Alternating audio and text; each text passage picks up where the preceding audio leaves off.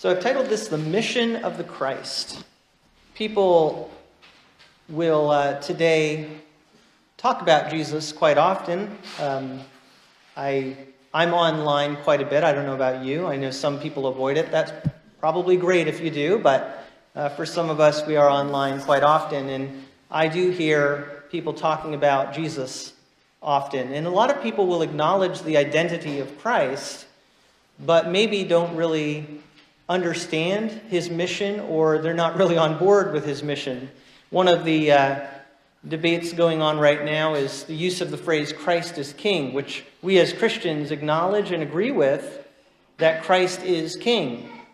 But even if you can say those words, that in and of itself is not enough. Just like we might say, some people like to wear a cross to identify themselves with their Christian beliefs. And wearing a cross, of course, reminds us of the cross of Christ and what he did for us, the central piece of our faith.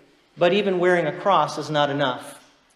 The disciples, as we learned about last week and will continue this week, were able to confess an important fundamental truth. Peter said on behalf of the disciples, "You, Jesus, are the Christ."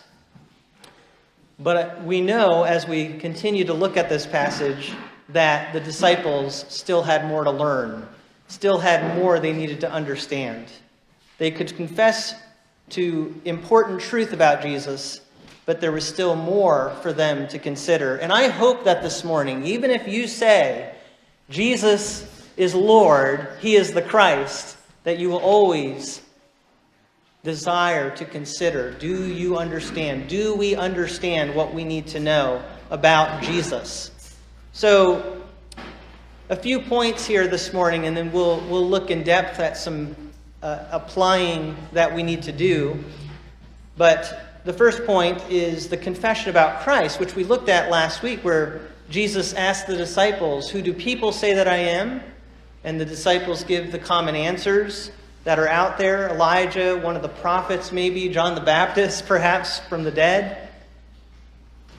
And then Jesus turns to them pointedly and says, "Who do you say that I am?" And Peter, on behalf of the disciples and himself, says, "You are the Christ." And as I said, at this point in the gospel, you probably should want to stand and clap, because them getting to this point is a big deal. And it's just such a culminating point of this gospel. And yet at this very point, we're going to also hear not only the identity of Christ clearly proclaimed, but we're going to hear clearly more about his mission. But the confession about Christ started on the way to Caesarea Philippi. That's what we read last week. So I'm reviewing a little bit from last week, and then we'll look more at the verses 31 through 38. But last week, they were on the way to Caesarea Philippi when Peter made the confession. One commentator says that beginning with this verse, "on the way" occurs 9 times in chapters 8 through 12 as a designation that the way of the Lord, proclaimed by John the Baptist at the outset of the gospel, chapter 1, verses 2 and 3, is fulfilled in Jesus going to Jerusalem. Significantly, Jesus raises the question of faith, according to Mark, on the way of humiliation, rejection, suffering, and death. Where is Jesus ultimately on the way to as he begins this portion of the journey? Ultimately, he is on the way to Jerusalem. And we know, as we think about this time of year that we're coming upon, this is very significant. As Jesus is on the way, he asks them, "Who do people say that I am?" They give that answer, and then he says, "Who do you say that I am?" And the disciples now, at this pivotal moment, confess, "We have observed who you are. We have seen with our own eyes. You are the Christ." And that's great. But even though they understand his person, as one commentator put it, they understand his person, but they don't understand his plan. They understand the identity of Jesus, but they do not understand yet his mission for coming to this earth. However, I would say what Jesus has done for them up to this point and getting them to this place where they can confess, you are the Christ, now they're ready to hear what he's going to further reveal to them. First, they have to come to the point of acknowledging who he is, of saying, yes, we know you are the Lord, and we know we can trust you as the one sent from God. Okay, that's great. That is the foundation. But that leads to the second point here, the correction from Christ. So the first point, the confession about Christ. The second point is the correction from Christ. And this is where we read this morning. In verse 31, he began to teach them that the Son of Man must suffer many things and be rejected by the elders and the chief priests and the scribes and be killed. And after 3 days, he said he would rise again. And he said this plainly. And Peter took him aside and began to rebuke him. But turning and seeing his disciples, he rebuked Peter and said, "Get behind me, Satan, for you are not setting your mind on the things of God, but on the things of man." Notice in verse 32 that when Jesus began to describe what would happen, he declared what was going to happen plainly. He began to teach them in a way that was in no way hidden. This was not a parable. This is not something they had to infer. He told them plainly what was going to happen. That he was going to suffer many things, be rejected by the elders and the chief priests and the scribes, and be killed, and after 3 days rise again. That's pretty clear. It's not what they expected, though. He begins to teach them about what the Son of Man would do, but it is not what they expected about the Messiah. Nevertheless, everything that he told them, even though they were not expecting this was actually according to Scripture. What he said would happen, that he would suffer, die, and rise again, was according to Scripture. And I'll read you a couple of things here from Daniel to begin with. Daniel chapter 9, verse 26. Now I'm reading from the King James Version here.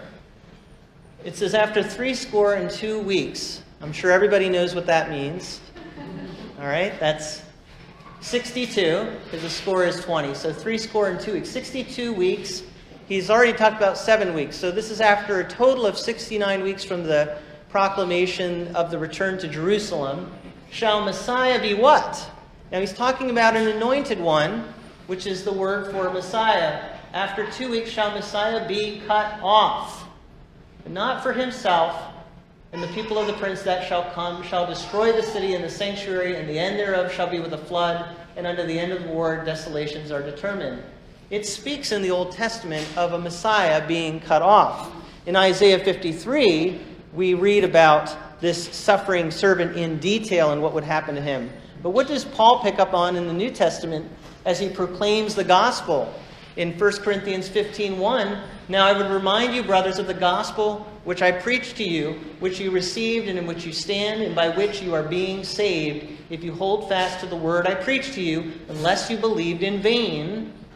For I delivered to you as of first importance what I also received, that Christ died for our sins in accordance with the Scriptures, that he was buried, that he was raised on the third day in accordance with the Scriptures. And after Jesus rose from the dead, and he even met with disciples who were still confused about why he had died, he told them everything that the Old Testament had proclaimed about the Christ according to the Scriptures, that he would die, and everything that had happened was proclaimed beforehand in the Scriptures. He would give his life and be buried and rise again the third day.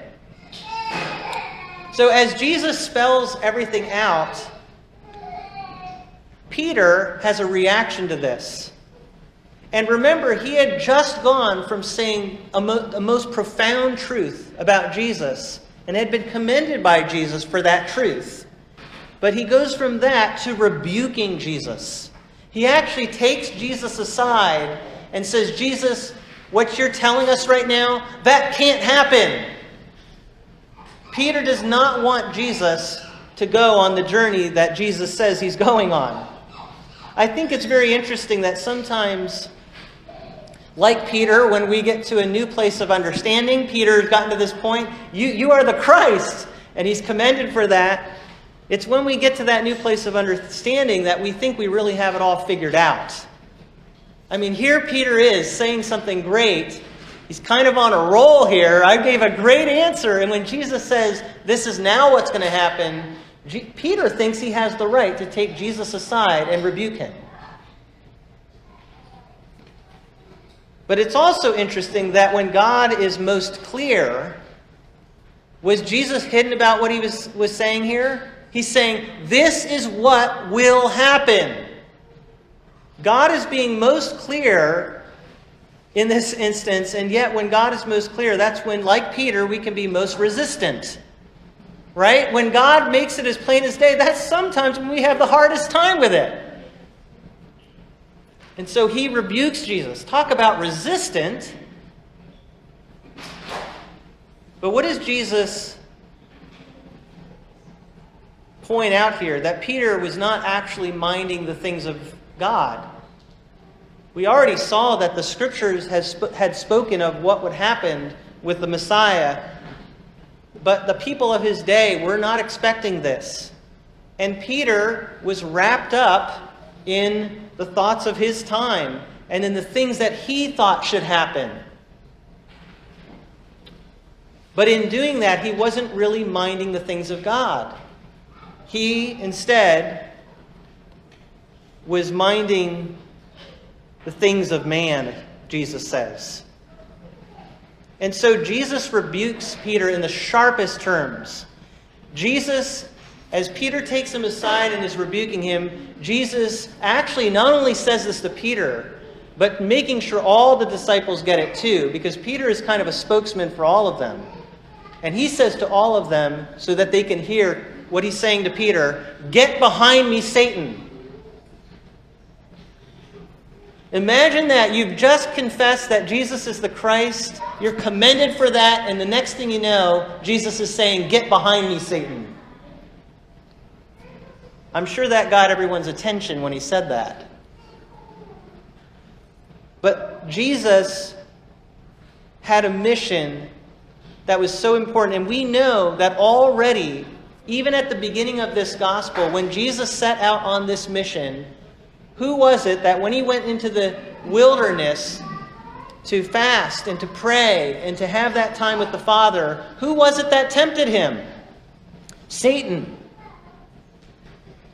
Right at the beginning of ministry, Satan is trying to get him off mission. And now, as he's spelling out to the disciples plainly what he's going to do, who is it that is tempting Jesus not to fulfill the mission? Satan. What Peter is doing, even though it's not his intention, what Peter is doing is satanic. And I'll tell you, another lesson for us as we think about that. Was Peter someone trying to follow God? Yes. Was Peter someone that we could look up to in many ways? Absolutely. But even great people like Peter can be misguided at times. And we see that here. He's misguided. So he receives correction. So we have the confession about Christ from Peter, but then the correction from Christ toward Peter, and finally, the call of Christ. And this is a call for all people. It says in verse 34, notice what it says there. Calling the crowd. He wasn't just saying this, "Oh, okay, my disciples here, my innermost circle, I want to tell you this. This is for you." He says, "I want everyone to hear this. I want everyone to hear what I'm going to say. Peter has just stood against me, but I am committed to doing what God the Father has given me to do, to fulfill my mission, and I want everyone now to hear what I have to say." Verse 34, calling the crowd to him with his disciples, he said to them, "If anyone would come after me, let him deny himself, take up his cross, and follow me. For whoever would save his life will lose it. Whoever loses his life for my sake and the gospel's will save it. For what does it profit a man to gain the whole world and forfeit his soul? For what can a man give in return for his soul? For whoever is ashamed of me and of my words in this adulterous and sinful generation, of him will the Son of Man also be ashamed when he comes in the glory of his Father with the holy angels. So Jesus is telling all of these words to the crowd. And what does he say? He says to them, if anyone would come after me, if anyone wants to follow me, what do you need to do? First, deny yourself. Now, I've actually heard and read that President Trump's spiritual advisor, he named as a spiritual advisor, I think, this year. Her name's Paula White. And she's quoted as saying, years ago, anyone who tells you to deny yourself is from Satan. I'm not sure the context of that, but I cannot think of a context in which that's a good statement. She says anyone who tells you to deny yourself is from Satan. But that, what she's saying, is a popular concept that we should not deny ourselves. But Jesus says here, if you will come after me, you must deny yourself. So I really can say that quote is backwards. It's completely backwards. Satan wants us to think that we shouldn't have to deny ourselves. Jesus himself said, deny yourself. Number 2, he says, take up your cross. Take up your cross. Now, the cross, of course, in our culture is well known, and we almost have a pristine view of it because of what it means for us. But imagine in their culture when he's talking to all of these people in first century under the Roman power, take up your cross. This was a horrible, horrible execution, horrible death to endure. The Romans purposely used crucifixion because it was so horrid, because it instilled such fear and aversion. And Jesus is saying, that is what you need to consider if you're going to follow me. To the point of taking up your cross. It is a fearful thing to consider taking up the cross. But it is in such contrast, what Jesus is saying here, to today's common message that we hear. Can you imagine? I know those of us who are Christians, we're perhaps used to hearing this. I will tell you, though, there are actually many Christians out there who aren't used to hearing this. But there are certainly many people who aren't Christians as well that don't ever hear this. What Jesus says is if you want to come and follow me, you need to deny yourself and take up your cross. That's a fearful thing. It's an incredible thing. And then finally, he says that you are to deny yourself, take up your cross, and do what? Follow me. Follow me.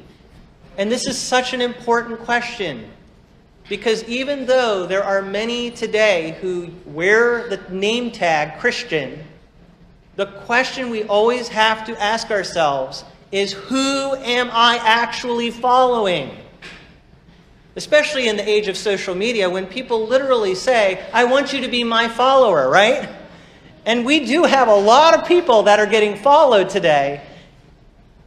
But the question is, are we following Christ? We can follow examples. Paul said, follow me, but what did he say? Follow me as I follow Christ. We ultimately, as Christians, have to follow Christ.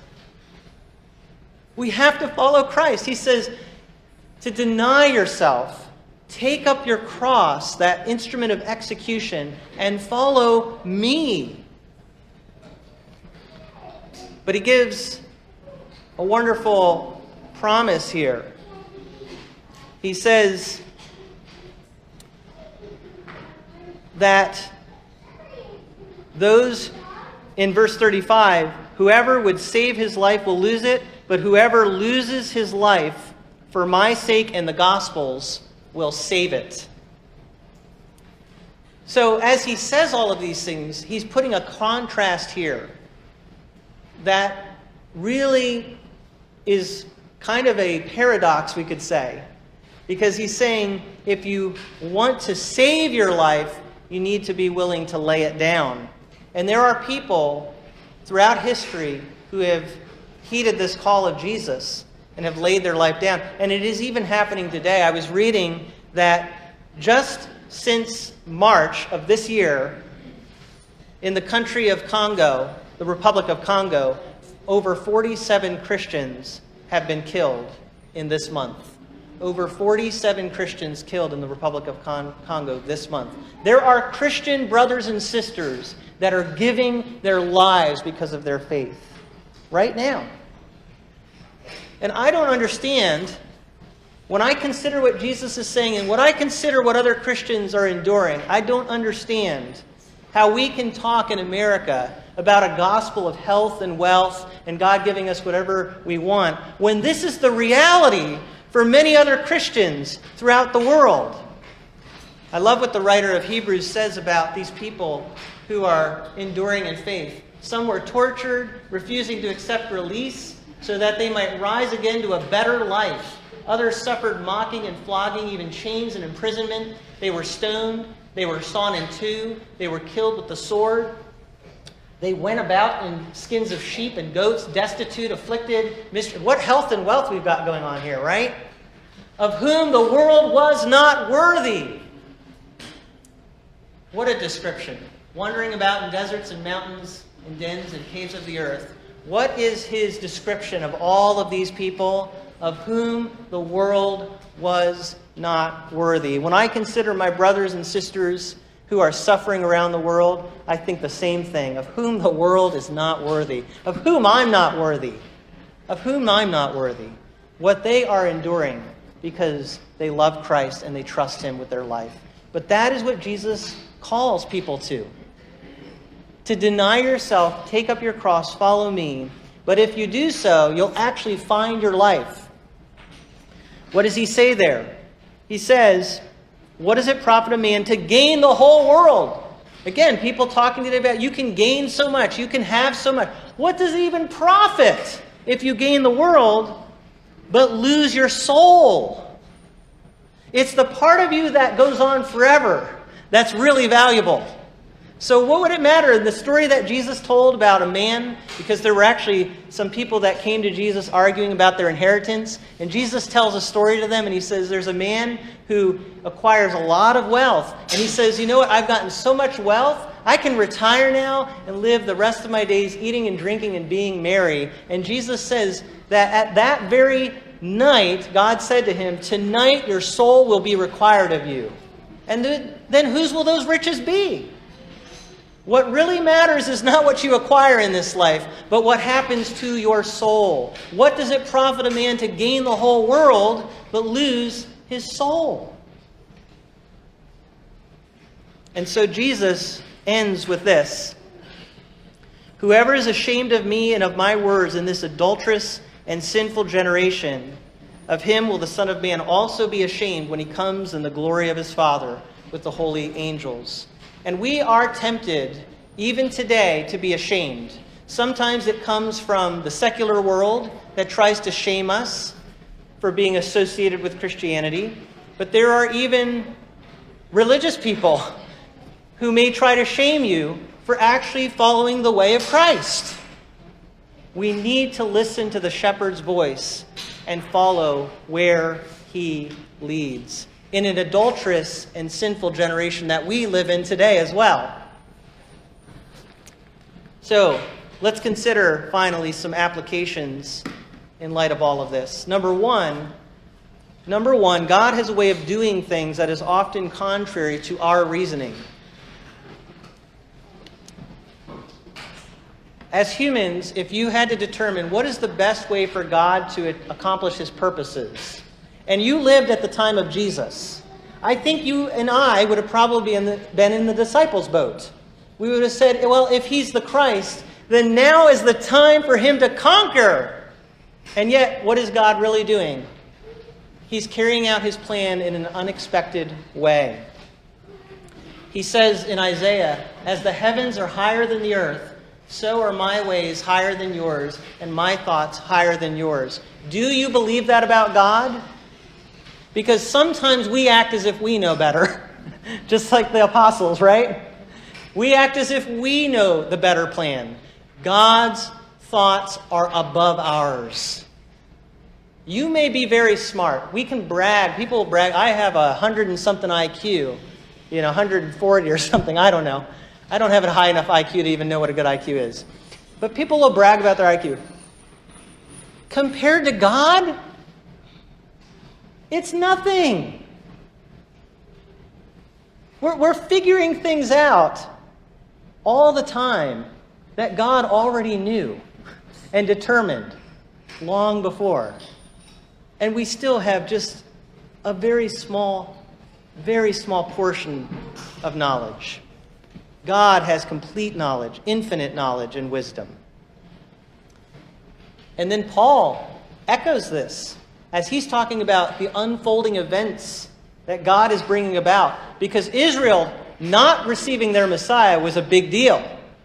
And yet God is bringing in Gentiles.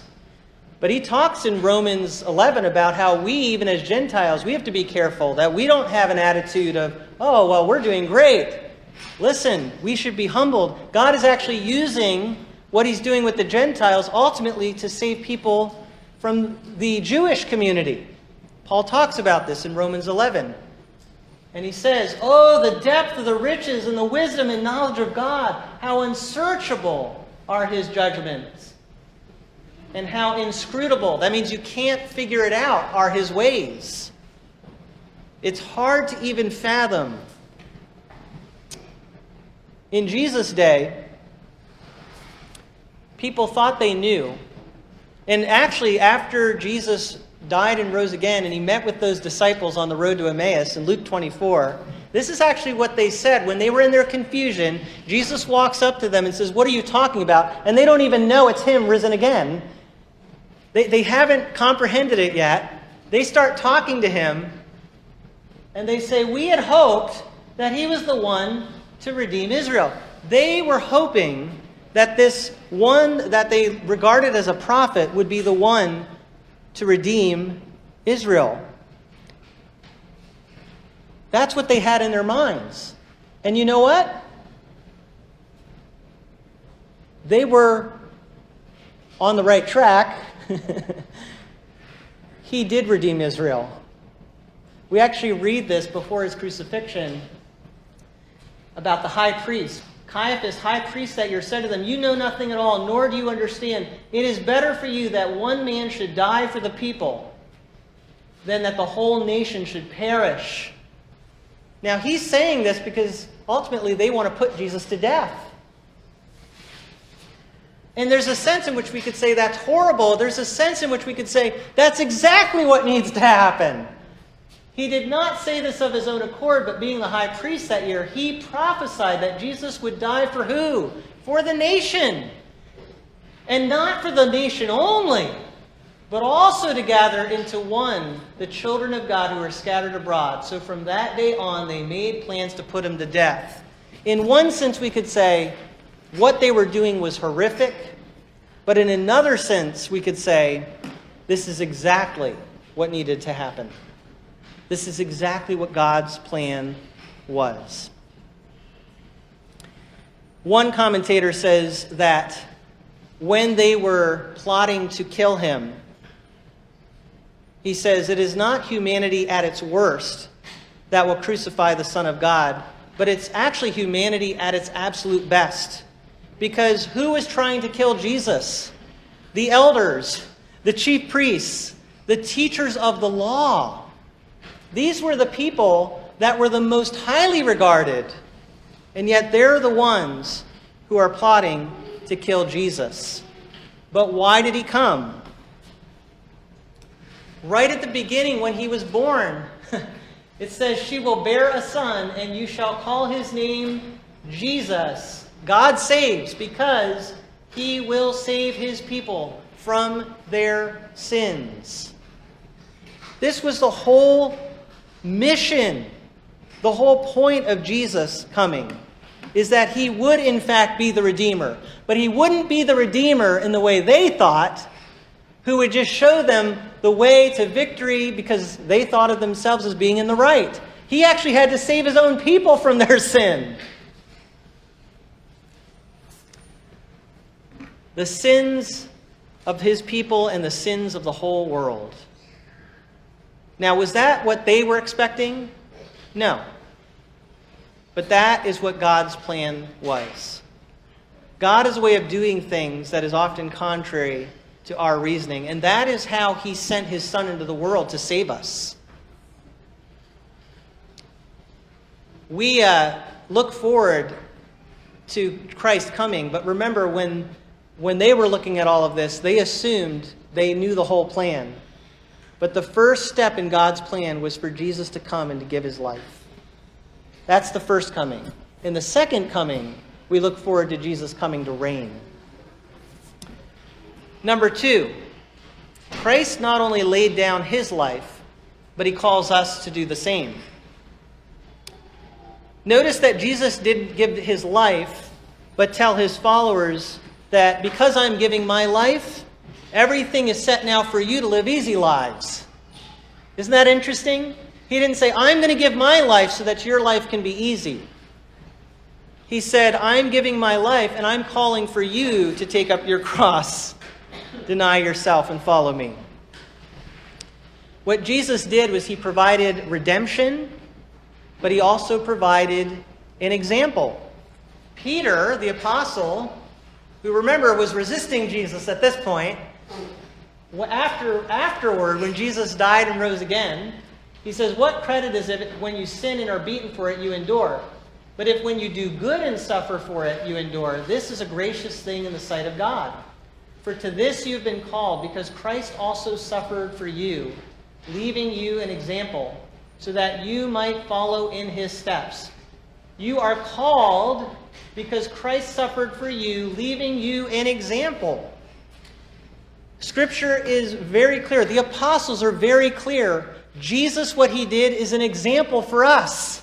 It's an I don't know how people can't get this. It boggles my mind. Do I sound surprised? I mean, I am shocked. And I say this, maybe some people here don't understand, but there are many people who are construing Christianity as if Jesus never said these things. It's what he said. I mean, believe me, if he had said something nicer, I would tell you, because I'd prefer it to be that way. But this is what he said. And this is what his apostles said. He's an example. In contrast, people can try to make Christianity about their own ambitions and their own ideas. And I have to say, none of us are exempt from this. I even have to examine myself, because I'm sure that there have been many times when I thought that I was minding the things of God, when perhaps I was not. I was being like Peter, thinking I'm going on the right path, doing the right thing, but I'm really not. We should be humbled when we think about all of these things. Do we really have the mind of Christ in what we're doing, even when we're trying to do what we think is good? But I'll tell you, what we're facing today is people who think Christianity, in their way of thinking, is going to conquer through physical power. And I get it. There's a level in which we can say, yeah, physical power seems to be the way to go, right? I mean, how else do you conquer? Physical power. But consider what we just read from Peter and what we saw in the words of Jesus. Consider what Jesus and the apostles did. I don't remember Peter going around Rome with a sword conquering everybody. What I have heard about Peter is that he followed in the footsteps of his Lord and was crucified. like Jesus. Crucified upside down because he didn't consider himself to be worthy to be crucified in the same manner of Jesus.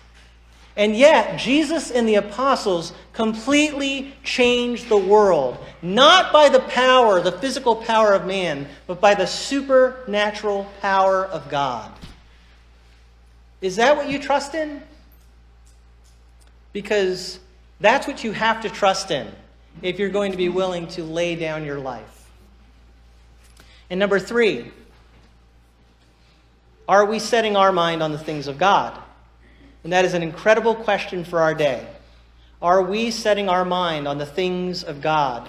And the test of this is how we view our lives. Again, it's something we all have to consider for ourselves. Because I know that in the world that we live in, we tend to think of our lives as indispensable. That nothing should ever have to happen to me. My life is indispensable. But what Jesus says here is to have the mindset that's actually the opposite, that your physical life on behalf of God is actually expendable. Instead of thinking of yourself as indispensable, before God, you should think of yourself as expendable. My life is not my own. We are to present our bodies as living sacrifices unto God, Paul says in Romans 12. But we live in a culture that is very me-centered, right? It's very me-centered, and that's human nature. And so even when people talk about sacrifice, because some people will seemingly talk about sacrifice, even in that you have to ask, well, what is it you're willing to sacrifice for? Remember, even the disciples, before Jesus went to the cross, there was a sense in which they were willing to sacrifice. Peter, for example, said, when Jesus said to them, Matthew 26:31, "You will all fall away because of me this night, for it is written, I will strike the shepherd, and the sheep of the flock will be scattered. But after I am raised up, I will go before you to Galilee." What did Peter say? What did Peter say? "Though all fall away because of you, I will never fall away." I think Peter was ready to fight to the death. But as soon as Jesus said, "Put away the sword,"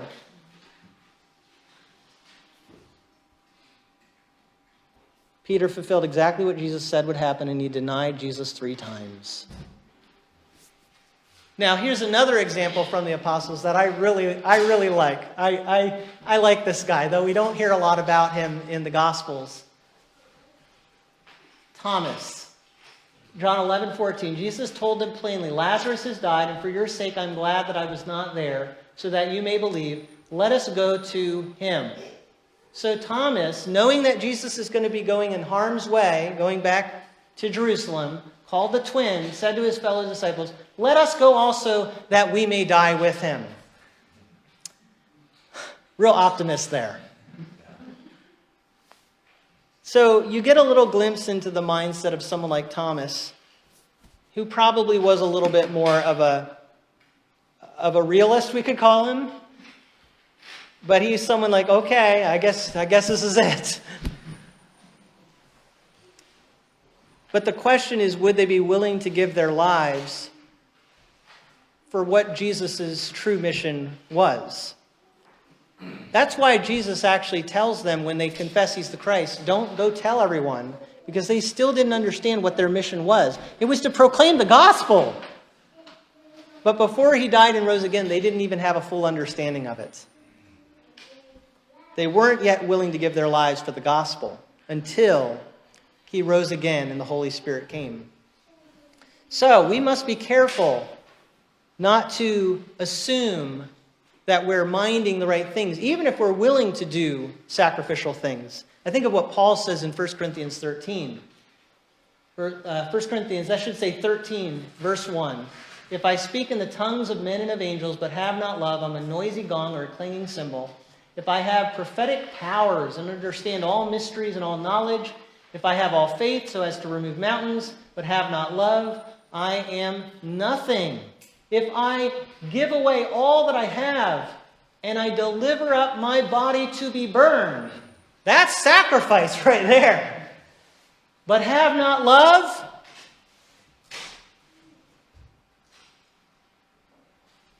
It's not just what we do, but why we do it, right? We must mind the things of God. But if we are minding the things of God, and He calls us to die, from a human standpoint, that sounds pretty bad. But listen, based on what Jesus said, if you give up your life, you gain your soul, the eternal life. If we're minding the things of God and He calls us to die, we have not lost. Paul says we are more than conquerors no matter what happens. We have gained our soul. And we are following in the footsteps of those of whom the world is not worthy.